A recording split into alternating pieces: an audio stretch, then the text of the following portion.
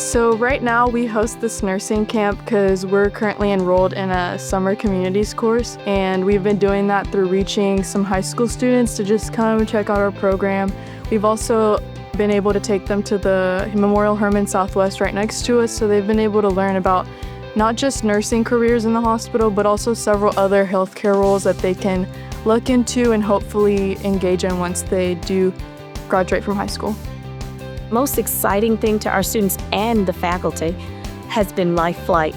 It's been amazing. It was the first time they've ever gotten that helicopter and to look at and listen to the pilot, the nurse, and everyone talking about saving lives in this plane and how fast they can get to where they need to get to. And it's just been amazing. And we've had opportunities to visit pediatric ambulance.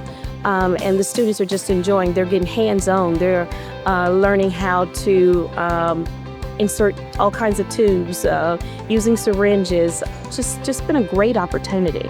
I think the biggest thing, though, for them has been Life Flight.